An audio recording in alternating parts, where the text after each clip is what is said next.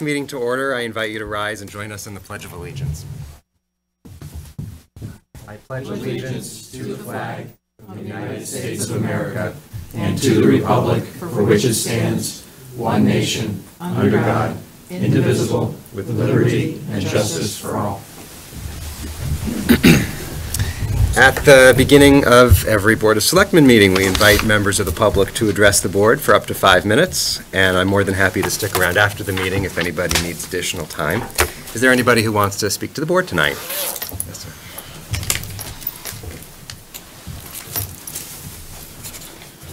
Good evening. My name is Wouter McNiven, August Road.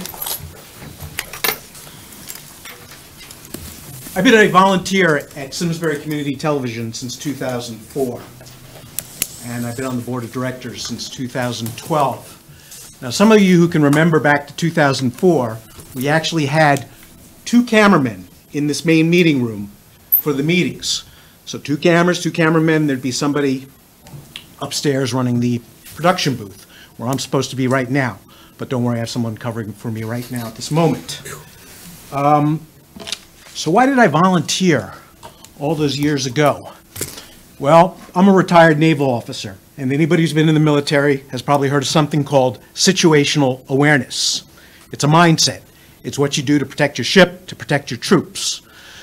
All right, so I kind of applied that mindset when I volunteered for SCTV. Now, it's not a life or death situation that we have here in town, but what do?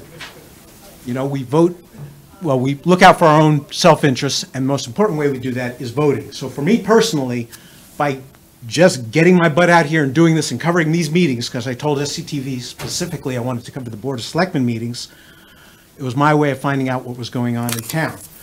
But as some of you know, our slogan at SCTV is keeping Simsbury informed. It's a very important mission. We cover a lot of government meetings, and that's what we do. So 2 weeks ago, SCTV's president, Mary Glassman, former first selectman, was up here to announce to everybody that we were about to kick off our 2017 annual fundraiser. So in the last 2 weeks, I'm sure all of you have received this in the mail. Okay? This year, unlike last year's, we have sent out over 5,000 pieces. That's 3 times the amount of pieces we have sent out in prior years, and there's a good reason for this, and I'll get to that in a moment. It's first important to realize that SCTV is a free service to the residents of Simsbury, but nothing is free. Our operating costs are high, and we really do depend on contributions by residents to help our operating budget. Now, some of our operating budget comes from the cable services, Comcast, Frontier. But unless you've been asleep these past few years, there's a phenomenon going on you probably all heard of, cable cutting. So every time someone cuts their cable, we lose some money from that particular subscriber. Okay, but even if you don't have cable TV and can't watch us on TV, you can watch us online. You can go to simsburytv.org. All our programs are there. And so that's why individual contributions are important, because over time, we expect that the funds we receive from the cable companies will be going down. So please contribute this year.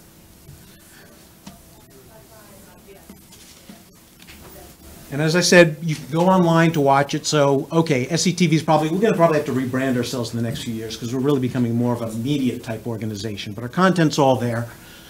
We'll tape the show tonight. It's going live over the next few weeks into the next Board of Selectmen meeting. It'll be broadcast periodically, but tomorrow it'll be online, and it'll be there for years. So that's an important resource for people to go to and see if they need it. So last thing I want to finish up is a lot of people take SCTV for granted. Okay? We're there.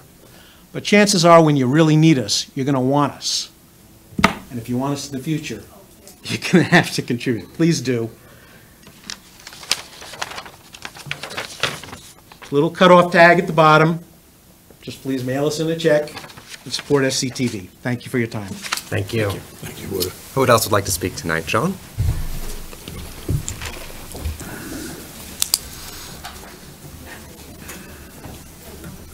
Joan Coe, 26 Whitcomb Drive. The transition to a town manager on December 4th has been chaotic at best, chaotic and dysfunctional.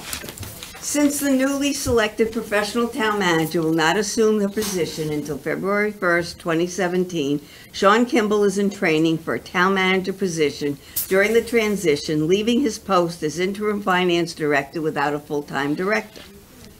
Without a full-time finance director, staff has been reduced without control over payments with no oversight, leaving the town with an immeasurable risk.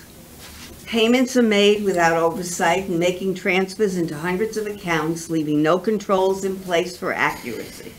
Revenues could be appropriated to the wrong account. Payments may not be paid on time, accruing late fees.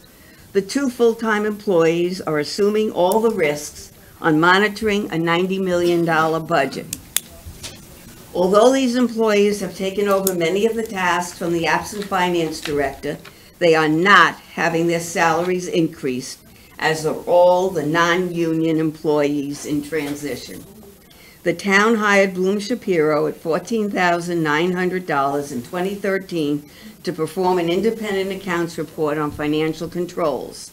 The conclusions were that Simsbury does not have controls in place to provide the appropriate checks and balances on the expenditures and revenues. Bloom Shapiro concluded that additional staff is required for adequate checks and balances. The advice given has been ignored, placing the town at risk. I recently received an email from the Performing Arts asking for money, stating, quote, "Won't you be our friend?" End quote. I will give you several reasons for not being their friend and not donating anything to their organization. Stating that SPAC receives no money from the town is contrary to the $15,000 in town budget for a golf cart utility vehicle. They had their payment to the town reduced from $10,000 to $2,500 for the lease to the land, where they should be paying a going rate of $60,000 for 6 months they use our fields.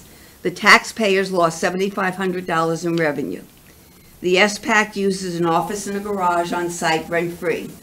The SPAC was given $15,342.29 in seed money from the town's Special Revenues Fund when they became a 501c3.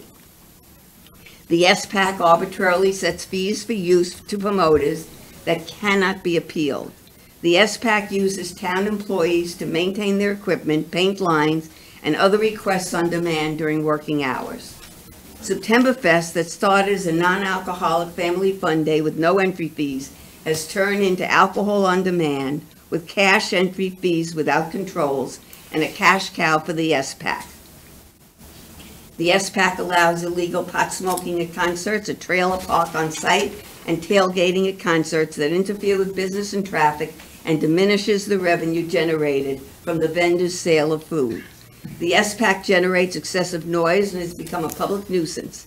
The SPAC will not receive any money from me and should have their contract terminated with the town. I am asking the Board of Selectmen to deny the application for the 2018 Iron Horse Half Marathon 10K and 5K. The attachment states that parking is available at the commuter parking lot. The state has restrictions on using their parking lot for other than commuter parking.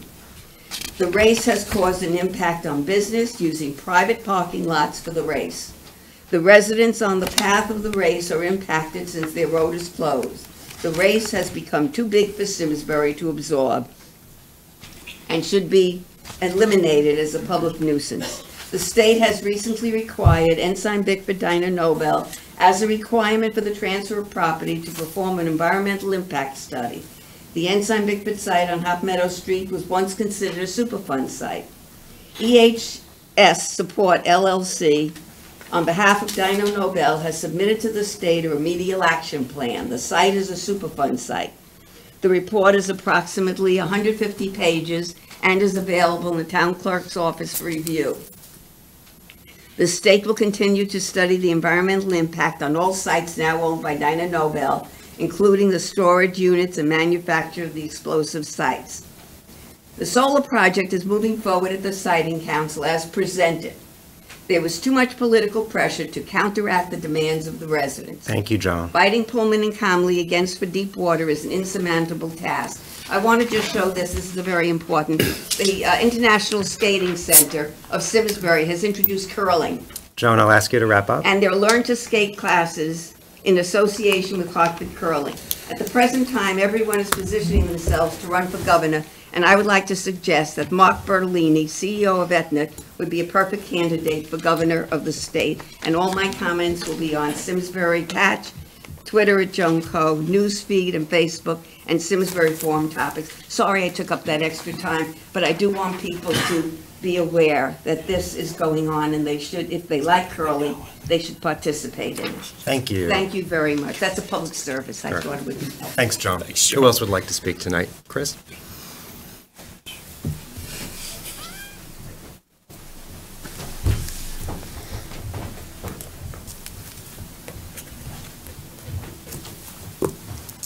Chris Barnett, 15 Oxyoke. I'm speaking as the chairman of the former EDC. I don't know how to state what that position is. So as you all know, as of December 4th, there was no Economic Development Commission. And I'm just here to, on behalf of the former commissioners, to encourage all of you, once you start discussing things, to form a new Economic Development Commission and take in consideration the presentation that I did, I believe it was the end of October, beginning of November. I can't remember the exact date, so my apologies. You know, it was unanimous that the commissioners wanted us to encourage all of you to consider forming that commission again because of the importance of economic development in Simsbury. And I just want to say congratulations and thank you all for your service. Thank you. Thank you. Thank you. Yes, please.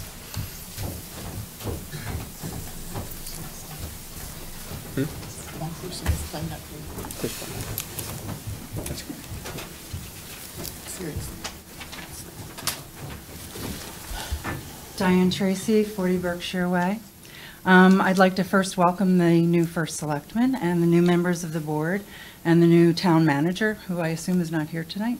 But as you all probably know, the Board of Selectmen, the Planning and Land Use Department, the Public Works Department, as well as many residents, have worked hard to represent and protect the interest of Simsbury on this utility solar farm proposal.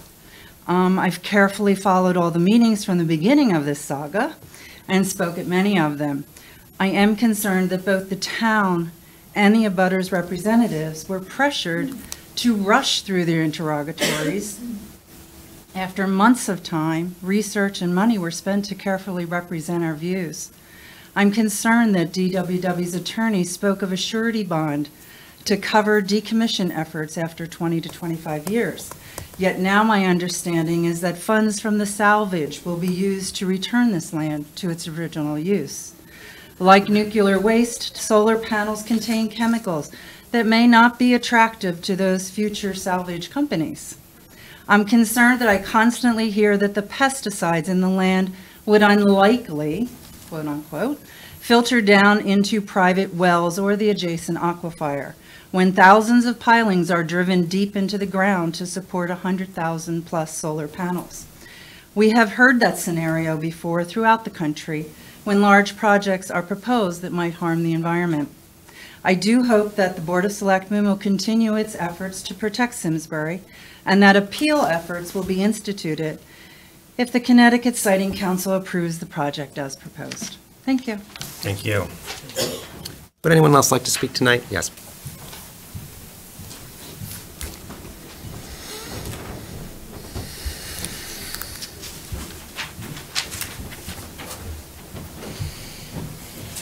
Hi, I'm Joe Tracy from 40 Berkshire Way. I want to welcome Chris and Eric to the board, and I want to speak about the Deepwater project, as I have done many times, as has Diane and many other folks. First, I want to thank the Board of Selectmen, the previous members of the board that stood up and were counted, as well as all the boards and commissions within the town that really put together a very comprehensive and a really good response. I'm very pleased with the conditions that the Board of Selectmen has set, that Lisa and the Board of Selectmen have set in the testimony as far as water quality, safety, the maintenance and the character of Simsbury, and the buffering plan, but it's important that we continue this fight. I do have concerns. The decommissioning plan, as Diane just mentioned, is wholly inadequate. Using the salvage value, as you well know, could be worth nothing. It could be toxic, and nobody would want it. They should be forced to bond the entire amount, which is $2.25 million by their estimate, and not just make payments over the next 10 years, as well as post somewhat of a bond and post some kind of payments over the next 10 years. These guys could be out of business in 5 years, and then where would we be? Currently, as I understand it, and I could be wrong, but I was told that there is no noise ordinance in the town of Simsbury, and we should start thinking about it now before we wait for Deepwater to come along with their, what they call the D&M, Development and Maintenance Plan, to tell us when they're going to operate. They are going to be driving tens of thousands of pilings to support their 110,000 solar panels. We should be telling them, because this project is completely surrounded by 5 residential neighborhoods, we should tell them when they can operate. They shouldn't be allowed to put it in their plan and then negotiate their way through it with either the town, which is probably not, but more likely with the siting council.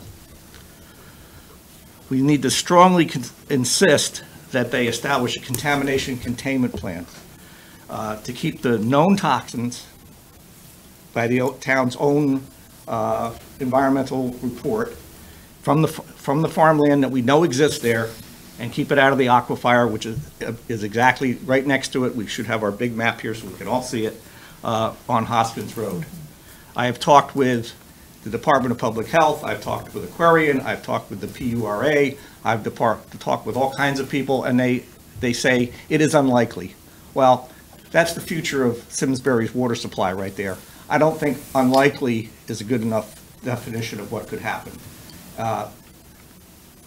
And also, not only the public aquifer, but the private wells that we know were already contaminated on Howard, Knollwood, and Centerwood. They all should be dealt with. Deepwater at a minimum should be providing the carbon filters that the DEEP no longer funds because of a cutback in state funds a couple years ago. A minor point, they didn't notify all of the abutters, and I'm sure Bob can tell us about the importance of that from a jurisdictional issue, but a rather large abutter between 54 and 42 Hoskins, where Sunlight Construction is putting the town workforce property, was never notified. I don't know whether it's a big deal, small deal, but they did not notify all of the abutters. I just want to point out, because I was at the hearing, that the CSC was very rude, condescending, and they rushed Lisa and the other town representatives, as well as the abutters, through their testimony, and they eliminated a hearing date that was scheduled by their schedule for the end of November. So why they did that, one can only guess. I'll let you determine that. I'm also concerned that once this project is approved, which it probably will be, that and because of its proximity to the substation near Dorset Crossing, that Meadowwood, which is just up the street between Hoskins and County, could be next, or the properties between Dorset Crossing and the Wagner Ford could be the next properties that Deepwater comes back to, because particularly on Hoskins, that property is really close to the substation. So we need to be vigilant of that right now. I would strongly encourage you to appeal the CSC's final ruling, which will be out by the end of the month, and continue to strongly represent the interests of the town of Simsbury. Thank you very much. Thank you. Sure. Would anyone else like to speak tonight? Yes.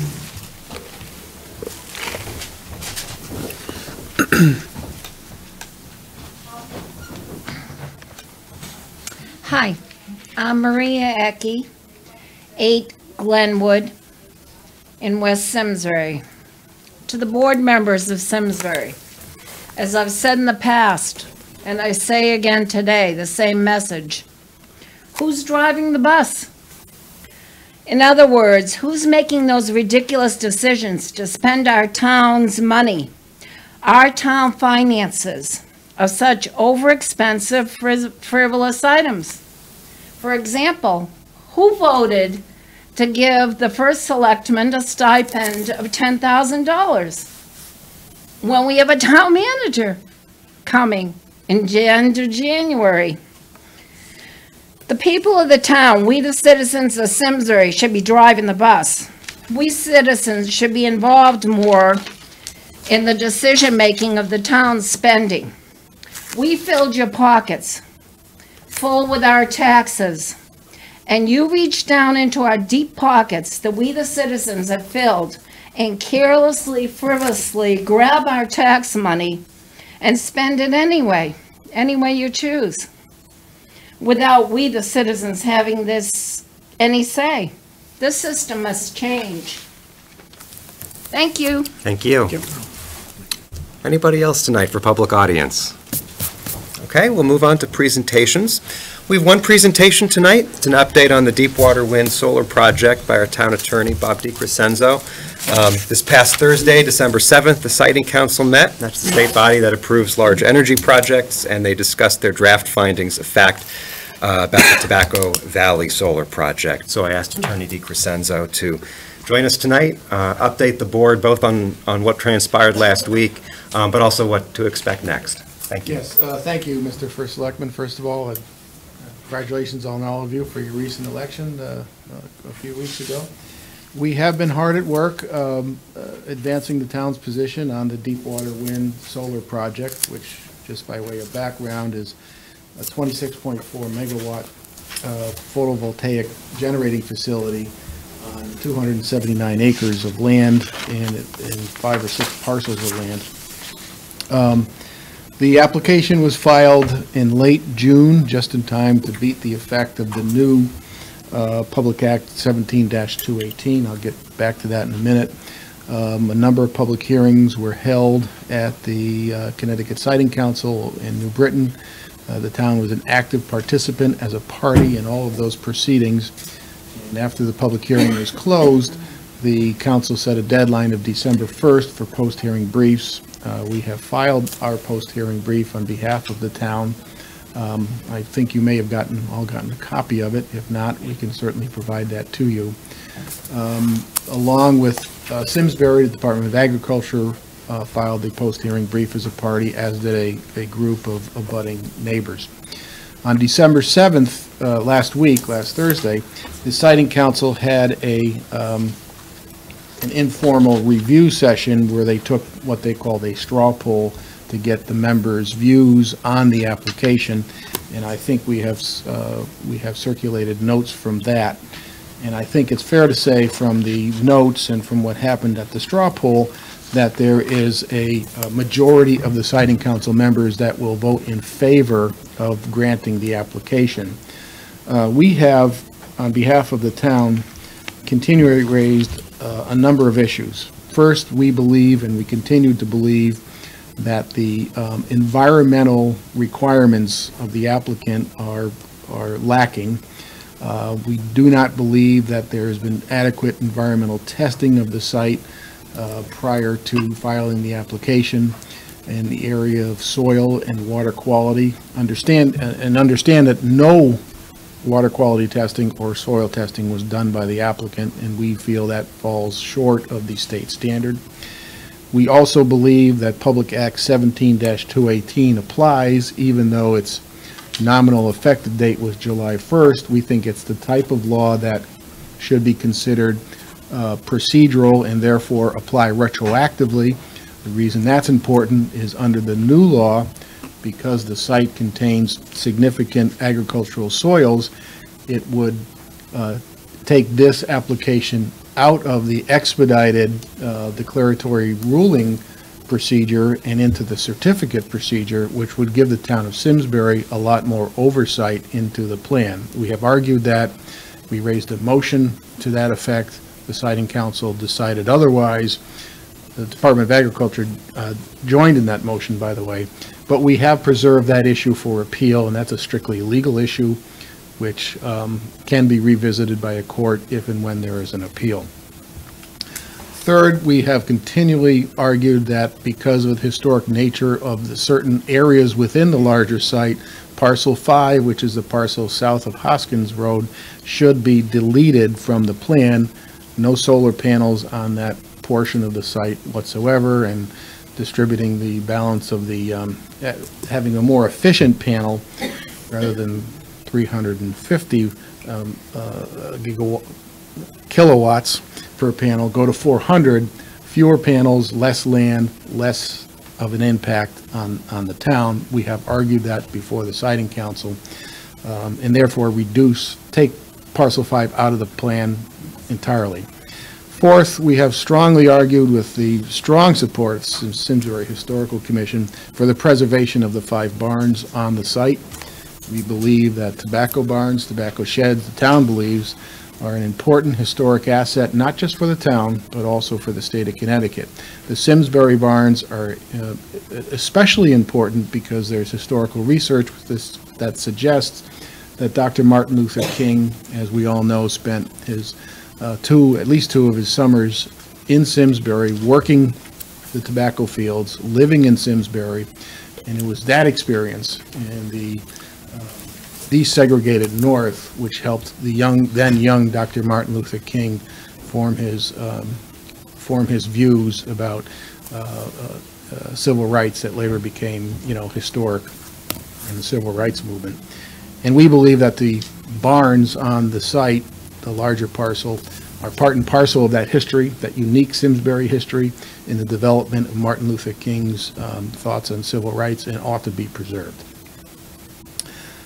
Fifth, we believe that the screening of this site, the larger site proposed by Deepwater Wind, is woefully inadequate and completely out of character with what the land use agencies in Simsbury normally require of a commercial industrial site.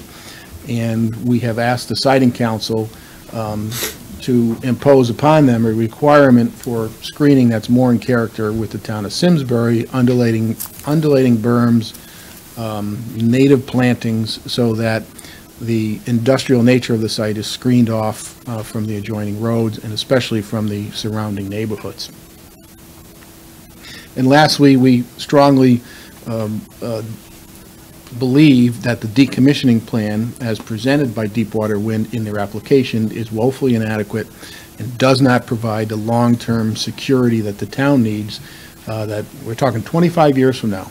And we do not believe that what they have proposed is adequate financial security to the town of Simsbury, so that 25 years from now, when, some of us will no longer be here to protect the town, that the future town leaders will be able to call upon the financial resources to return the site to its pre-development condition. Now, there's an important theme to all of this.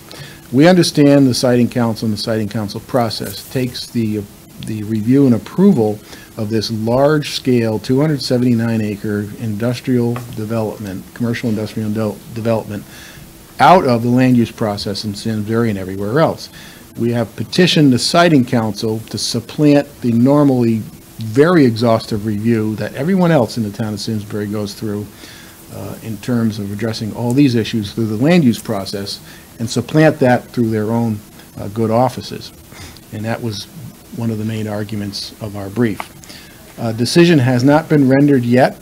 The council took its straw poll. It's clear to us, based on that straw poll, that there are enough votes to pass the application, approve the application.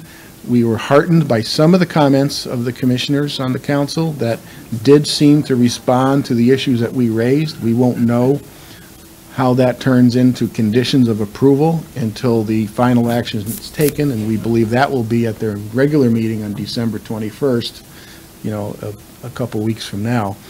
And we'll have to wait and see what that produces. They also issued a preliminary draft finding of facts, which is very voluminous. It's like almost 400 different findings of facts. We're reviewing those now, and comments on those are due December 14th, and we'll be prepared to comment Our ability to comment, though, is limited to factual errors. We can't relitigate the finding of facts, but we can point out where the record doesn't support a proposed finding of fact. And we have circulated that finding of fact document to town staff, and they're reviewing it. And Jesse Langer, who's our specialist in the area of utility regulation in our firm, has already reviewed it. So what happens next? December 21st, the council will vote on the application. Every indication is that they will approve the application. The town, as a party, has the right of appeal, and that right has to be exercised within 45 days of the approval, probably the publication of the approval. In terms of your calendar, I think if you kind of pencil in by February 1st, I don't like to argue whether you count the first day and the last day. Let's just call it February 1st. That gives us a safe amount of time. We cannot counsel you yet on whether or not an appeal should be taken because we don't have the decision yet, obviously, but we will be prepared, if asked, to give the Board of Selectmen guidance from a legal point of view as your attorneys as to whether or not you should exercise your right of appeal. There is a second proceeding that will happen after December 21st. You've heard it referenced.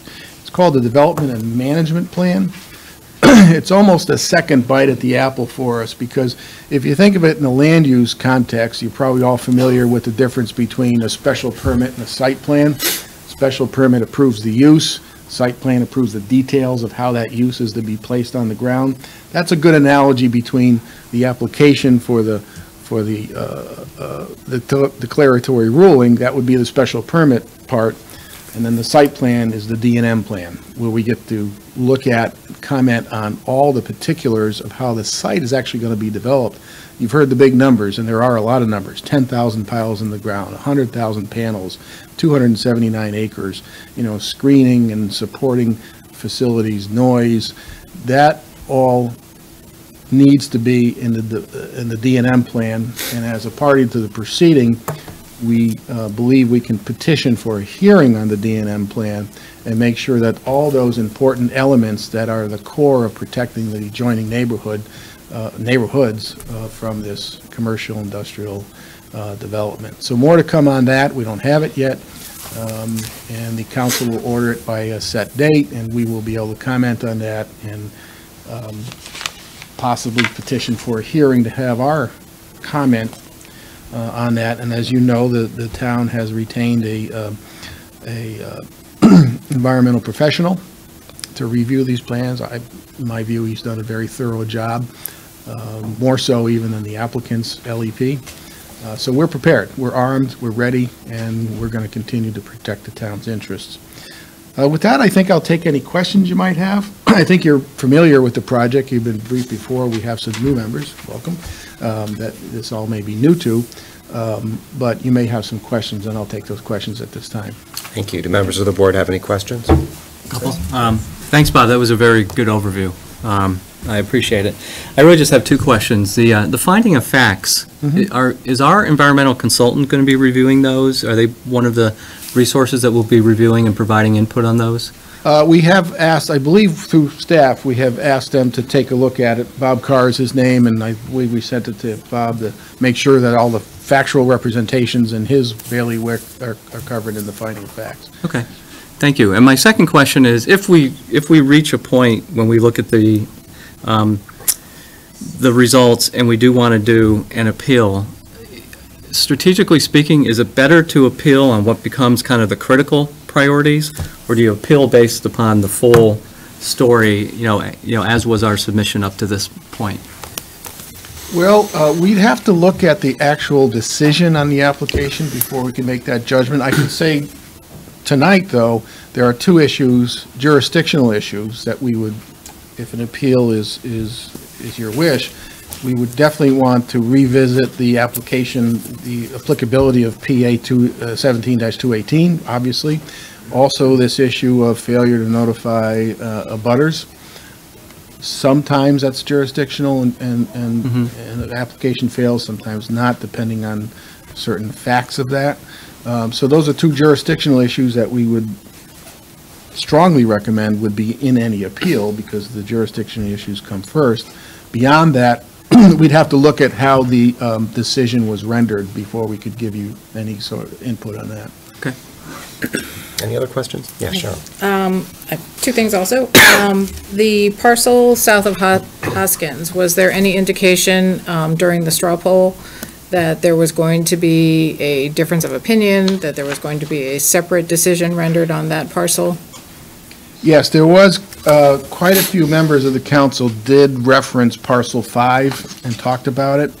Let's see, Mr. Clemens did not think elimination of parcel 5 should be a condition. Mr. Levesque would vote yes if parcel 5 were eliminated. Mr. Hannon does not think elimination of parcel 5 should be a condition of the project. Mr. Stein does not think elimination of, these are notes from the straw poll, parcel 5 should be a condition of the project. Mr. Silvestri and Mr. Levesque want to make the elimination of parcel 5 a condition, and the other members do not. So at least 2 members of the council want to make it a condition of approval.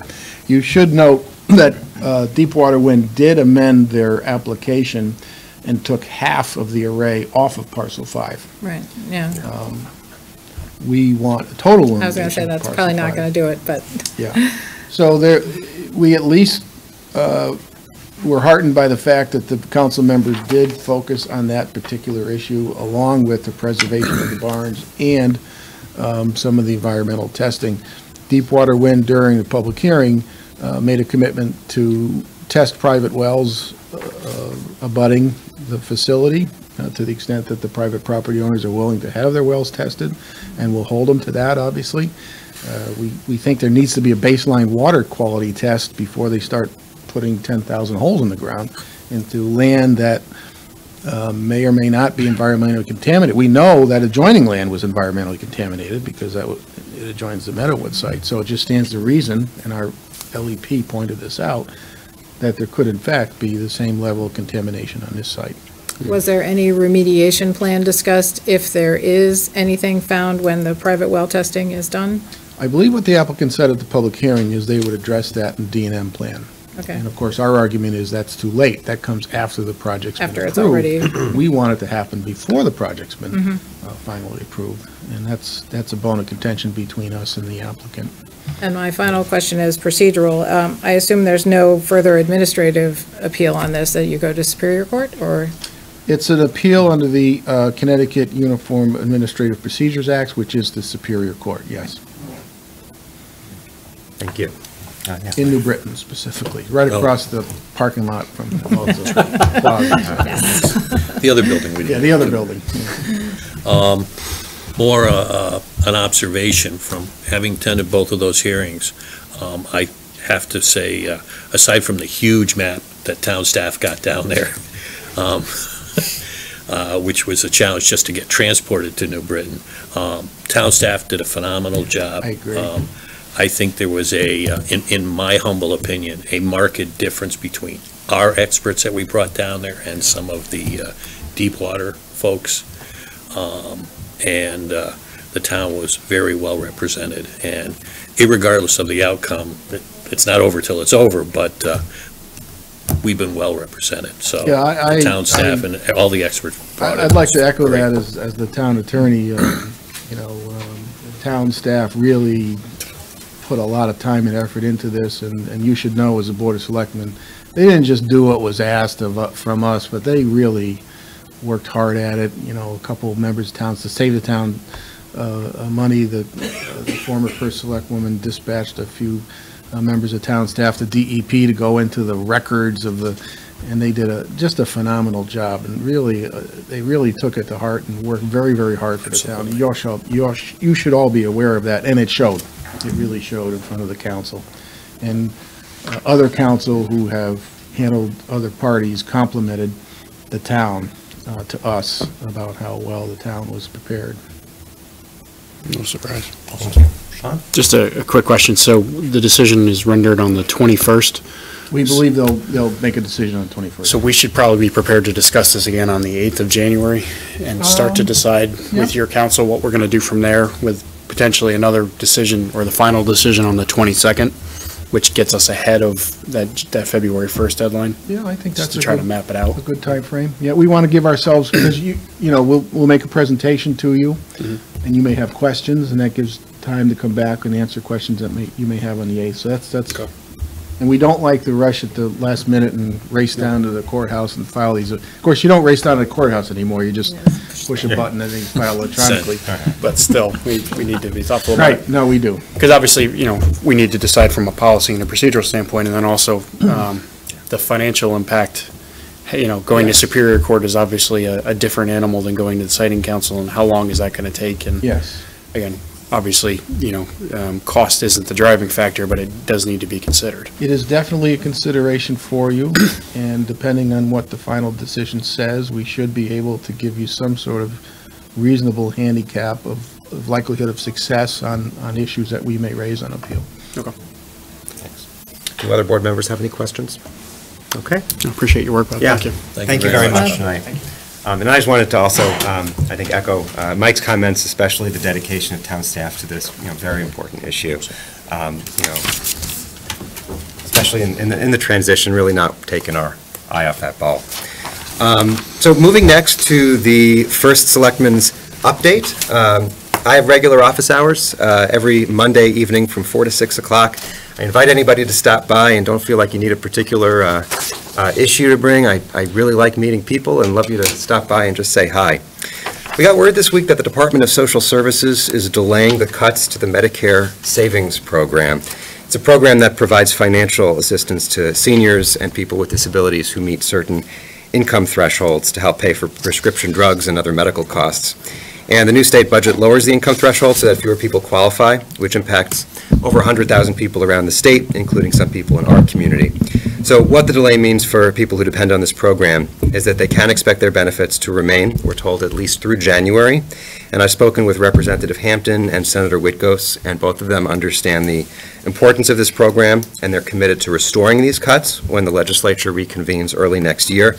Of course, there is no guarantee of that, but it's something that they're watching closely, and I appreciate their leadership on this, and it's something that we'll be following closely. A ribbon-cutting ceremony for the newly renovated Mitchell Volvo cars of Simsbury will be held Wednesday, December 20th, 5:30 to 6:30 p.m. at the dealership. And last but not least, I wanted to address the elephant in the room, which astute observers would to our agenda would notice that we're calling this the First Selectmen's Update, not the First Selectmen's Report. So first, it's important to me that we do continue to provide regular written updates on things happening around town, from new businesses moving in to what's happening with development to issues that are important to our families and seniors. However, with the changing job of the First Selectman, I think that it makes most sense for the town manager or his or her designee to compile this communication with my input. And what I plan to do in this space in the meeting going forward is to provide a First Selectman's update. That would be followed by a town manager's update. And that will be verbal, and then we will continue to send out a written communication that would be similar to the one that Lisa did.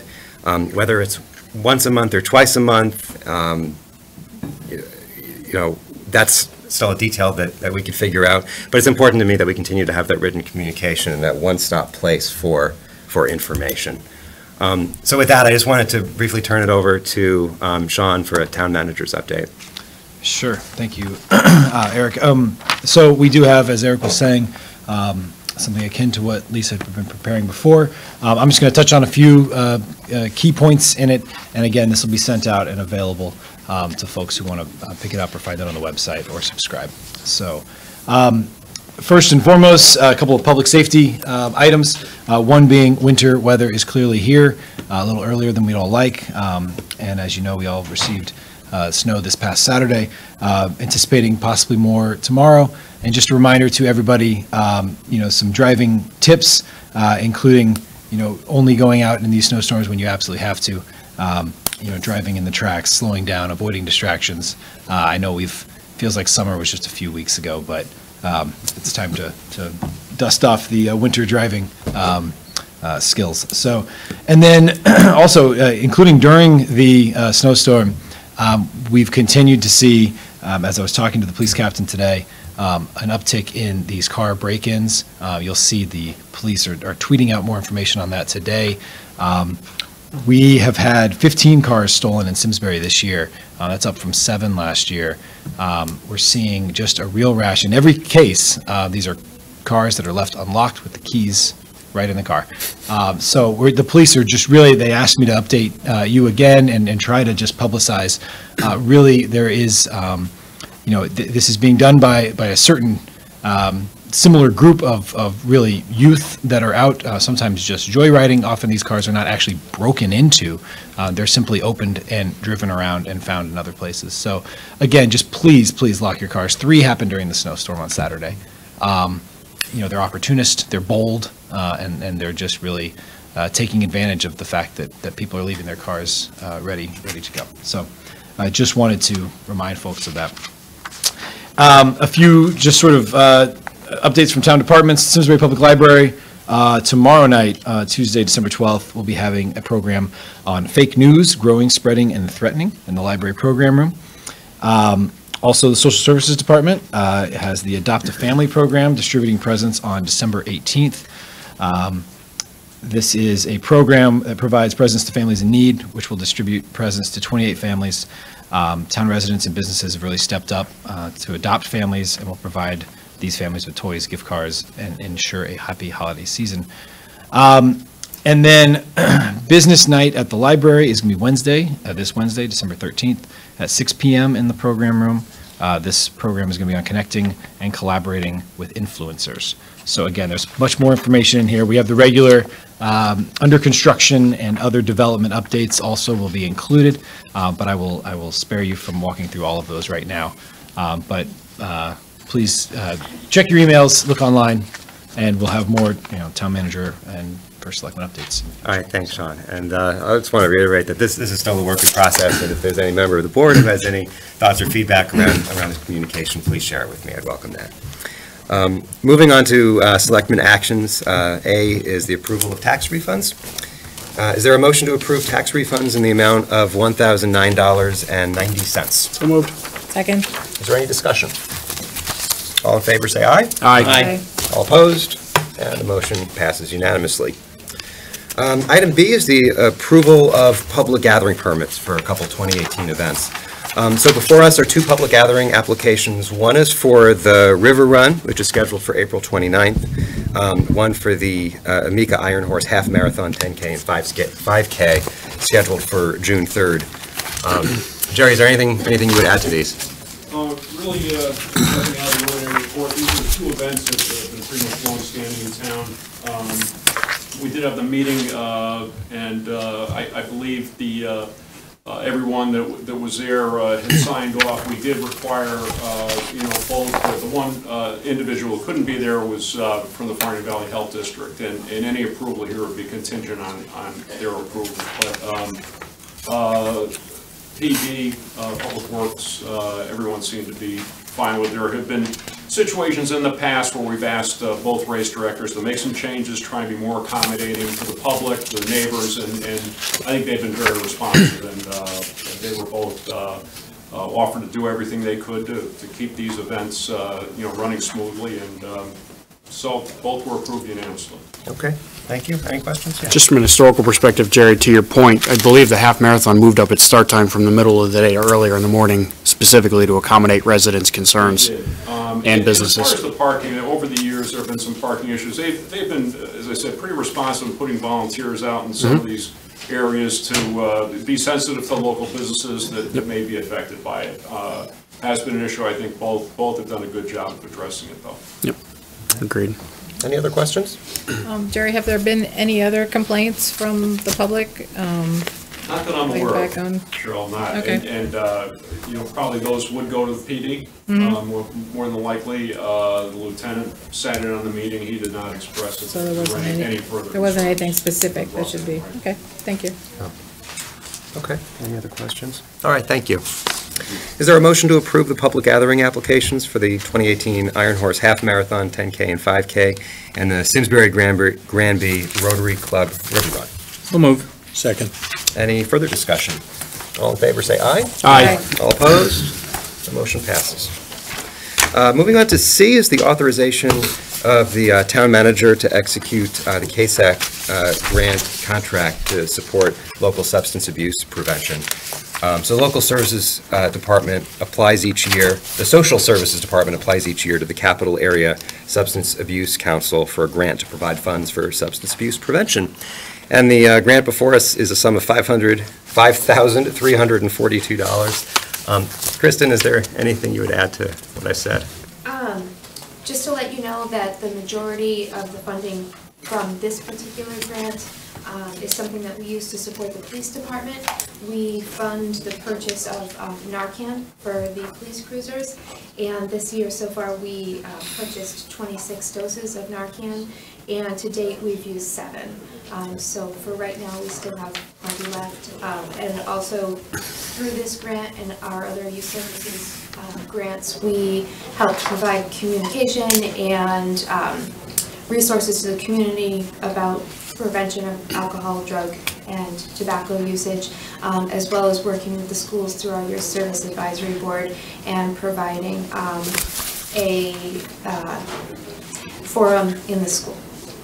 Okay. And we work with Community for Care as well. Yes, thank you. Yeah, any questions, John? Is this grant enough to keep us appropriately funded for Narcan, because that has a shelf life, right? Yes, I get updates regularly from the detective about when the doses are used, Okay. and he lets me know when he needs more. Okay. So for right now, he thinks we are okay. But we do have more funding if we were to run out or if they expired. All right, I appreciate that. Thank you. Good. Any other questions? Okay. Is there a motion to authorize the town manager to execute the KSAC grant contract? So moved. Second. Any further discussion? All in favor? Aye. Any opposed? And the motion passes unanimously. D is the Bright Ideas grants. So there's a fee that Eversource Energy collects every time that we pay an electric bill. That money goes to the Connecticut Energy Efficiency Fund and then is given out to communities for clean energy projects. We're asked to consider tonight 2 things. The first is whether to accept a grant of $10,000. The project selected by the Clean Energy Task Force for this grant is the installation of 11 autonomous energy monitoring services that'll be placed across 6 town facilities. They're tiles that'll be used to track our energy usage in real time with the goal of reducing the town's energy consumption. And the cost of those tiles is $9,500. Tom, is there anything that you would add to? You know, I caught most of that, and I tell you sound like you are the energy professional here. First off, I appreciate the fact that you took this up on your agenda tonight. With this being the end of the year, this is in some ways unfortunately, the end of some of the energy programs with the state. And so they've made it very clear that we really have a very short time horizon to get some of these projects in. Good news with that, we have the current grant that we're talking about tonight that's already been authorized for $10,000, which the Clean Energy Task Force in the town of Simsbury would like to use for those energy tiles, which will help us monitor in real time how our building systems are operating and ultimately save us money on the demand side of our electric bill. The demand side being an ever-growing part of the cost of electricity, especially in our larger buildings. And most importantly, at the water treatment plant, if you can imagine, when we need energy down there, it's in large quantities, and they charge us essentially for the size of the wire needed to bring the electricity there. I see Mike thinking, so if we could operate, instead of making 3 different processes go on at the same time, with this data, we could hopefully get it set up so we say, you know what, we could start this process early, this process starts at the time it would normally be scheduled, and this one can be delayed, presuming we can still keep everything at the plant working properly. And the second piece of this, which we were just discussing at the Clean Energy Task Force meeting, is we currently have, I believe it's 76 points out of the 100 necessary to get a third $10,000 Bright Idea grant. They've given us the ability to apply for special points, and we're discussing some of the great work that the task force has already been doing and whether or not we can get that additional 24 points within the next few weeks so that we'll qualify for the third $10,000 grant under this program. And I'll take those up as 2 separate motions, but first, is there any questions? I have one. Yeah, sure. The data that's collected, is that monitored by you and your staff? Is there a different staff member that how does that that work? It's going to be a combination of the third-party vendor that we're using is going to be providing us some of the analysis necessary. Me and my staff will also have access to that, and it's very interesting, and it's somewhat very close to that cutting edge of technology where it's going to look to see what's causing spikes in our usage, and then it's going to be detailed enough and go back so that we can see the individual circuits and we know what equipment is on that circuit. So for example, if it was a motor at the treatment plant, you could, instead of having the motor just turn on and turn off, you could put a variable drive on the motor so it would ramp up slowly and use or be less likely to cause a spike in the amount of energy that we're using, which in turn means without having that spike, you end up lowering your demand charge and you spend less money for your electricity for the next year. So the vendor is going to give you the information that you will need to be able to do those type of adjustments? They are going to help us with that analysis, you bet. That's not something I really want to take on myself. Yeah, that's what I was I might wondering. need Eric's help on that one. Okay, thanks. Thank you. Any other questions, Sean? So the submission talks about an anticipated cost of the tiles and 1-year analytical monitoring subscription. So do you envision this going beyond 1 year? If we go beyond the 1 year, the monitoring is a very small portion of the overall cost. These tiles are essentially CPUs for computer systems. Okay. It's just basically a computer without a monitor or a keyboard. So we should be talking about this in the budget or not? I can get you a number on that, but it would be de minimis compared to the initial startup cost. You know how I feel about de minimis, right? I do. Yeah. It's going to be a relatively small number. The other thing that's interesting, after the tiles have been there for a while, if we get to a steady state and we can see what's going on in the building, we'll want to keep the tiles while we do some of the manipulations and changes. But at a certain point, we would also be looking to take those tiles and relocate them to other facilities. Right. Okay. I mean, it certainly makes sense. I just want to, as with any good government idea, what's the long-term cost? Yes, and it's not a case of a long fee going forward. Okay. Appreciate it. Okay. Any other questions? All right, so is there a motion to authorize the town manager to enter into an agreement with Eversource Energy to receive the Bright Ideas Grant funding with a value of up to $10,000, subject to review by town council? So moved. Second. Any further discussion? All in favor, say aye. Aye. Any opposed? And the motion passes unanimously. And we've put a second motion, and then we can have any discussion if needed. Is there a motion to authorize the submission for a Bright Ideas Grant in the amount of $10,000 in December of 2017, subject to review by town council? So moved. Second. And is there any further discussion? And that's where you're going to get the additional 24 points? That is correct. Okay. Okay, all in favor? Aye. Any opposed? And the motion passes. Thank you, and I thank you. thank Tom, and I thank the Clean Energy Task Force for their work on this. This is a neat project. I don't know, I mean, the Clean Energy Task Force put a temporary adjournment to our meeting so we could come here, but Just didn't trust us, huh, Tom? trust me. If I saw any hard questions coming, they were all going back. Does Eversource know that you're granting us money to potentially spend less money with them? Oh, they love it. Yeah. It's funny because there's definitely two different divisions with Eversource. Yeah. And the division that gives us the money to find the energy efficiency certainly does understand that's our goal. They got their money from us when we bought the golden streetlights from them, so. That's right. Thank you, and I'm very supportive of any project that uses a data-driven approach to help save the town money, so that's great. All right. Thank you very much. I think I'm here for the next one.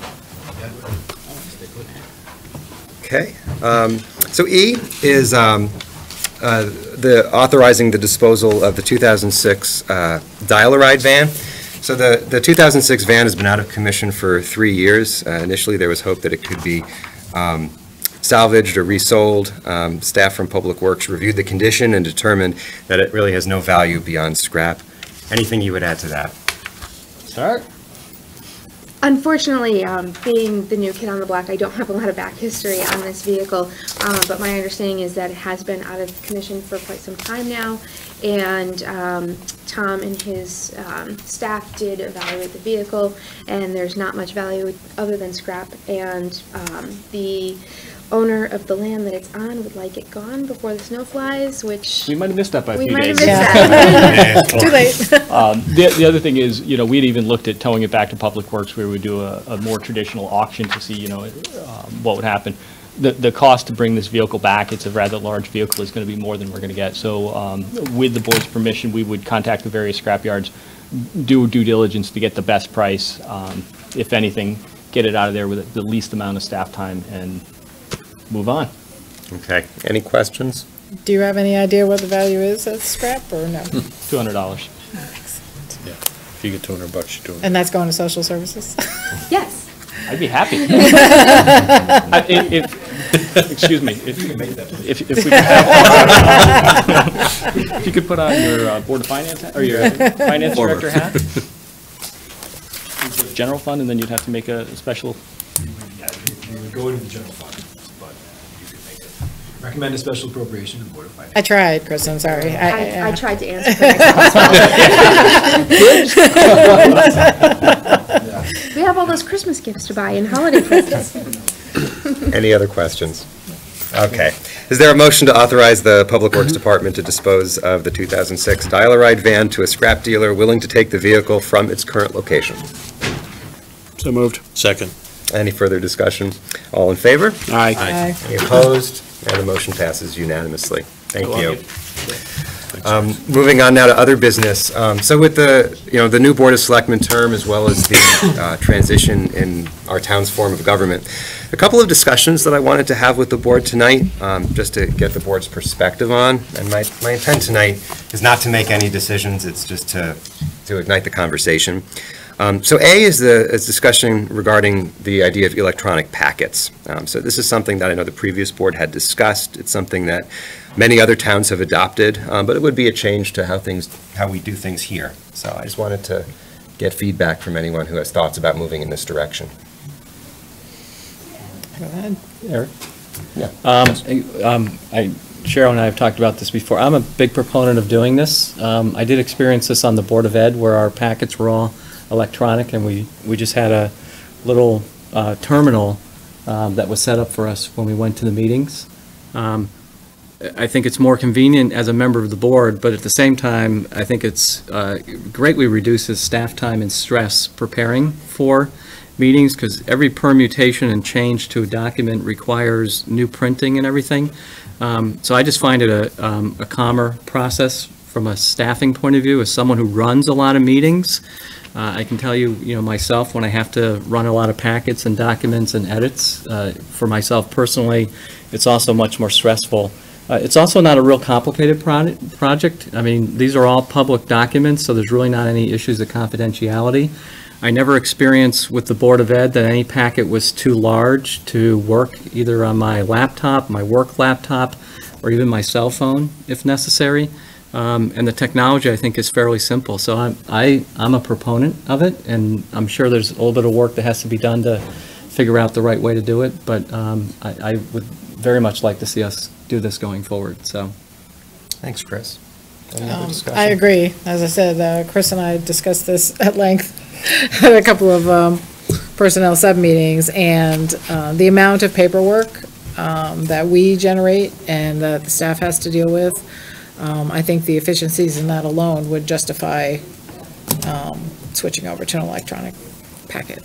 I know for other commissions and agencies I serve on, we've all switched over to electronic. And sometimes we use our own devices to read it on, and sometimes, there's as the Board of Ed does, they have a dedicated terminal for each Board of Ed member at the Board of Ed, so they can see it, in real time. Yeah. But other than that minor technological issue, I'm totally in favor of that. Okay. Sean? So to that minor technological issue, which way are we going? Are we going with town-provided devices or our own? So I think that's totally up for discussion. I think one of the things, assuming that this is something the board is generally supportive of, we could ask Sean to look into some options, that are cost-effective and provide some recommendations. But as you look at different towns, there's a lot of ways to do this. Yeah. Yeah, I'm certainly supportive of it, although my daughter will be disappointed that the police no longer come to our house. Yes. My neighbors will no longer wonder why the police come to our house. I think that'll be an overall good thing. I do always enjoy that. I get the occasional, the police are at your house every Friday. It's like, well, It is the weekend. It is, it's we're a fun group at the Askham household. But Askham's Run Wild, is that we do. the I just, obviously, certainly in favor of it from an efficiency standpoint, just want to make sure that we don't turn around and then increase the technology budget as a result of this beyond what we had contemplated, given, additional expenditures. And can we package that with, obviously, I think the need to update our technology from a town staff standpoint, from a phone policy standpoint. We just went through this with the town manager in terms of what we're going to provide. So can we package that all in with that discussion and convert everybody at the same time? Okay. I'll second that. My 3 8-year-old boys have only had 2 opportunities to see the cruiser pull in the driveway and then them peeled to the window. So that'll be a disappointment. I'll work on that, how to work that into the conversation. But yeah, I would 100% support the movement to electronic. Certainly as a business professional, my companies and the company I've been part of in the last couple of years have all moved in that direction. So I'm comfortable with it. I am concerned, though, that we deliver it consistently amongst the 6 of us as far as look and feel. And so whomever takes that project on. So there's never any question that we're looking at it in a 4x4 screen versus a 12x12 or a different format, different technology, whatever it is, and it's multiple. So just take that into consideration. Agreed. Thank you, Chris. Yes, Mike? Well, as the resident old guy, I don't quite understand what you're talking about. I'll bring yours for you. But I think this sounds like a good thing to do. I think it's something, if nothing else, going through the exercise to have this be a step forward, I can see how it would be. And I just want to make sure it is a step forward and we're not increasing the cost to do this. I absolutely get the angst that town staff must feel every time, is this the latest document and all that kind of stuff. So I'm generally supportive of this, and I just want us to do our due diligence so that the residents can see that we're not just getting flashy computers to play games on, because that's not what we're doing. So, but I think it sounds like a good move. Yeah, okay. And I'm sorry. Yeah, go ahead, I was Cheryl. just wondering, Sean, if there are any numbers on how much it actually costs us to put out packets between On how much to put out the supplies packets? and Yeah. staff time. A lot. It's a lot, yeah. We don't have, obviously not hard numbers on the staff time exactly, but it's, Joanne spends a lot of time on it, there's no Yeah. doubt. And all of us, version control is a challenge, and some of those can really be updated. And I will say, we had looked into this maybe a couple of years ago, and at this point, as you know, iPads may be one thing, but Android tablets can be had, you can have 6 of them for under $1,000 total these days. So you want to make sure it's something good that could last, but it's certainly, the cost is not as prohibitive as it maybe used to be. As it was. And there are also a lot of these software packages that are also relatively inexpensive. I had a conversation with Maria, actually, and they're using something in Mansfield. And you can have packets, software that is designed to put the packets out, not just emailing PDF, relying on large file sizes getting through. There are actually, systems and services that can take care of a lot of those kind of hiccups you sometimes see. So we can come back with certainly some ideas and options there and see where the board feels, especially in advance of planning the budget in the next couple of months. That's where I was going with it. So if we had something before we get to the budget number, I think that would be right. Cool. That's the plan. If I make a donation, can I still have a budget book? Maybe. Absolutely, Sean. Absolutely. I'll count on that. I like my budget. I'll donate to the finance department. Good. Any other questions? I'm generally supportive as well, and in hearing that, I think that it makes sense as a next step to have a presentation at a future meeting, looking at some options that would be cost effective, and it's got to make sense. We've got to consider staff time, the paper, and obviously, to an extent, the environmental impact. But let's do that and then take it from there. Great. So B is just some discussion around the meeting room setup, especially in the transition to having a town manager. So there's a number of different ways to look at it. I think one is looking both in the very short term about, where even would the town manager and the deputy town manager sit, and then if there's any thoughts sort of longer term, even around sort of the use of this space, I'd be glad to have that conversation. So any thoughts? My initial reaction to this is that the town manager and assistant town manager probably should have their own table so that they can see the six of us, why they would want to look at myself in particular. That's a whole nother discussion, but I think they should have their own space. I think we need to balance out where the public's going to have their public audience from. I think that's very important. Typically, the presentations are from here. In the event somebody has something to project on what used to be the wall is now the screen over there. But we also need somewhere for the commission secretary to have that's reasonably comfortable and give her enough space. But beyond that, I just think it needs to work for us. And probably most other boards and commissions will kind of follow that. Almost every board and commission does have staff that come to help them.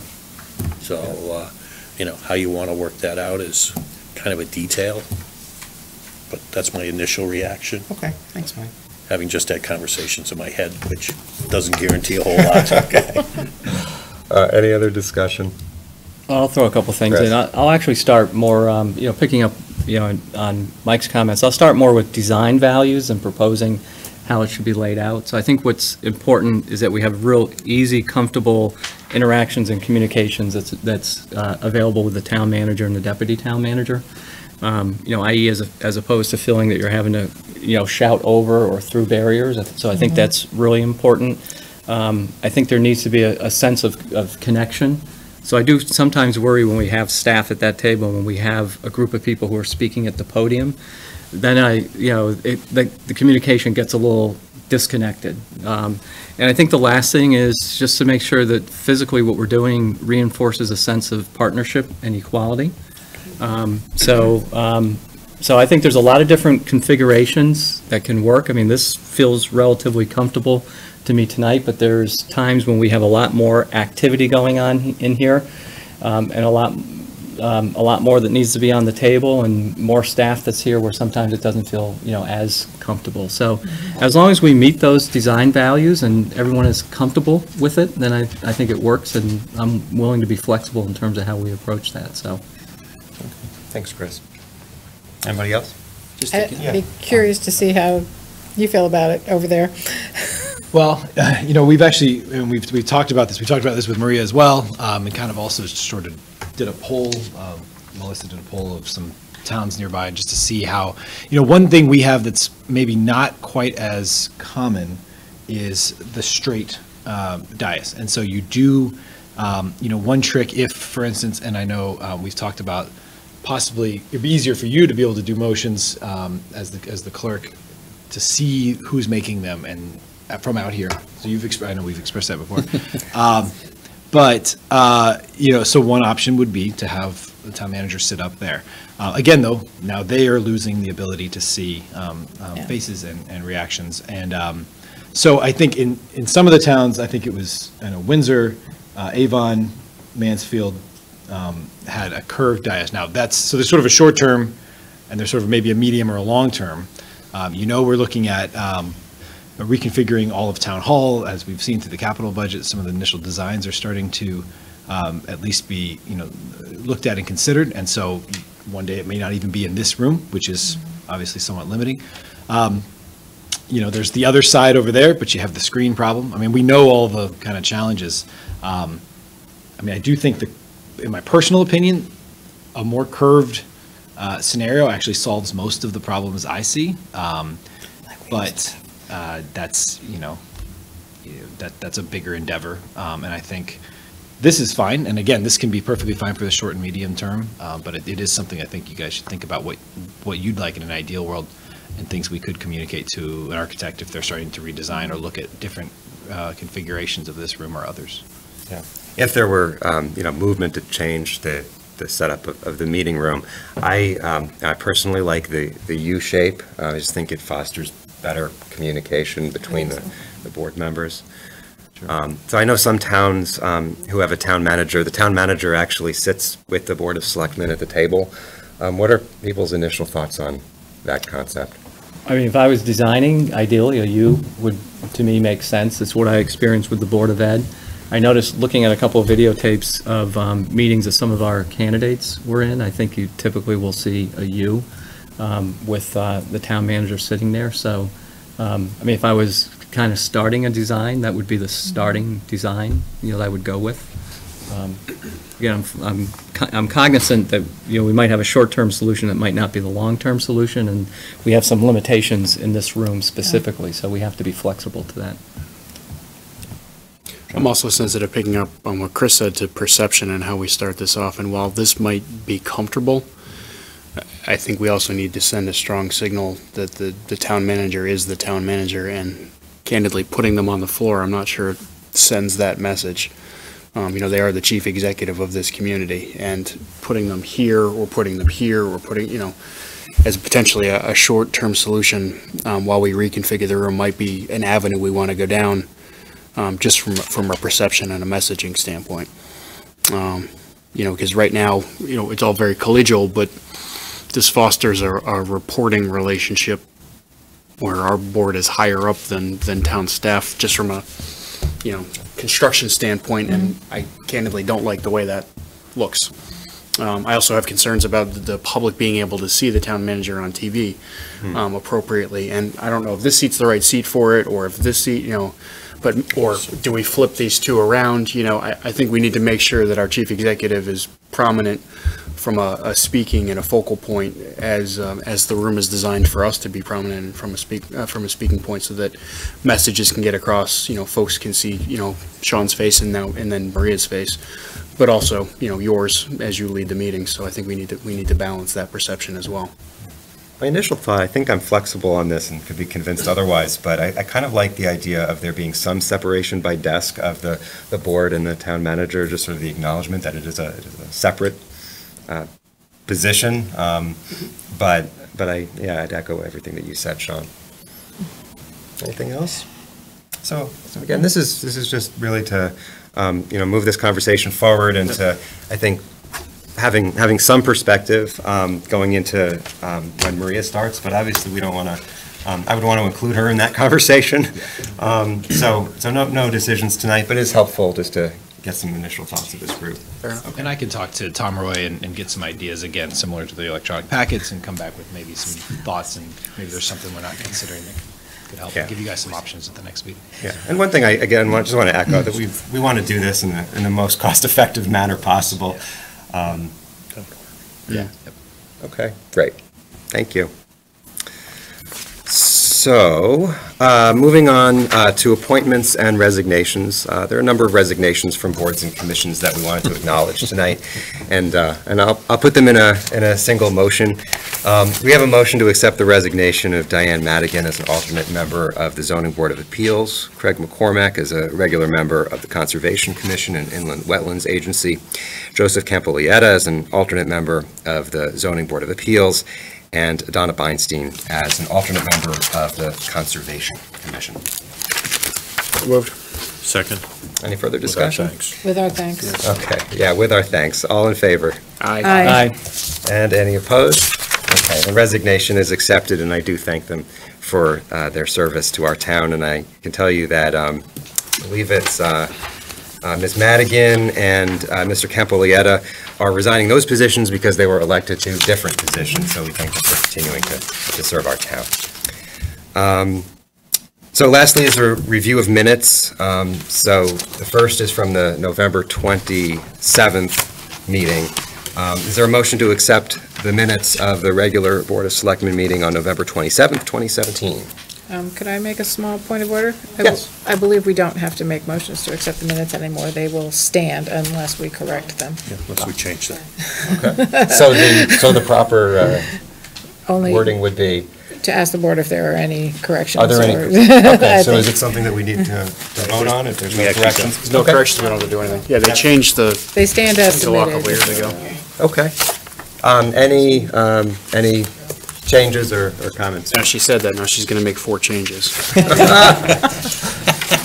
You're a little fresh. No, thank I you. can only slow her down. Okay. Sure it doesn't, I'm good. So for the minutes from the November 27th meeting, stand as submitted. And also any comments related to the special meeting that was held last week, December 4th, 2017, related to those minutes. Okay, then those minutes also stand as submitted. Are there any liaison or subcommittee reports? Okay, in that case, do I have a motion to adjourn? So moved. All in favor? Aye. Aye. Good job. You got two of them. I liked your picture of the dog out back in the snow. Oh, yeah. Honestly, no one was going out. No. We're all That's standing there. cruel. It's cruel.